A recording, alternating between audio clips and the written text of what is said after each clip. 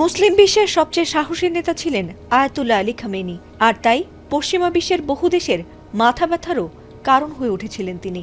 ইসলামের বিরুদ্ধে বা নিজের দেশকে নিয়ে যুক্তরাষ্ট্র ইসরায়েলের কোনো অন্যায় আবদার মেনে নেননি তিনি, যার ফলে তারা খামেনির অবস্থান জেনে সেই অনুযায়ী লক্ষ্য করে হামলা চালায়, আর তাতে শহীদ মৃত্যুবরণ করেছেন ইরানের সর্বোচ্চ ধর্মীয় নেতা আয়াতুল্লাহ আলী খামেনি। আর সেই খবরে সড়কে নেমে এসেছেন লাখ লাখ শোকাহত মানুষ।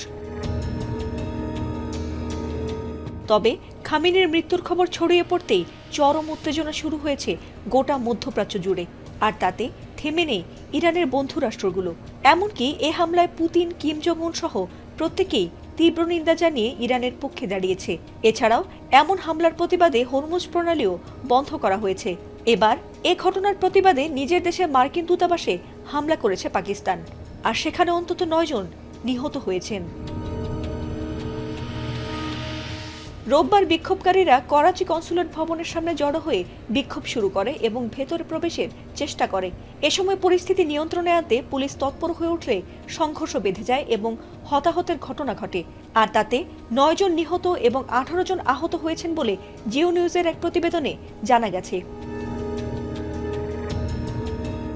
প্রতিবেদনে বলা হয়েছে, ইরানে যুক্তরাষ্ট্র ও ইসরায়েলের হামলার প্রতিবাদে করাচির এমটি খান রোডে মার্কিন কনসুলেটের সামনে বিক্ষোভ করে স্থানীয়রা। এ সময় বিক্ষোভকারীরা কনসুলেট ভবনে পাথর নিক্ষেপ করে। এছাড়াও পরিস্থিতি নিয়ন্ত্রণ ও জননিরাপত্তা নিশ্চিত করতে পুলিশ ও রেঞ্জারের বিপুল সংখ্যক সদস্য মোতায়েন করা হয়েছিল।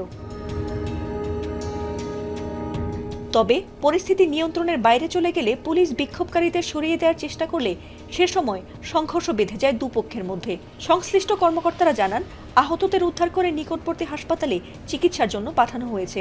এ বিষয়ে সিন্ধু প্রাদেশিক সরকারের স্বরাষ্ট্রমন্ত্রী জিয়াউল হাসান জানিয়েছেন, কাউকে আইন নিজের হাতে তুলে নিতে দেয়া হবে না। এছাড়াও তিনি প্রদেশ জুড়ে নিরাপত্তা জোরদারের নির্দেশ দিয়েছেন।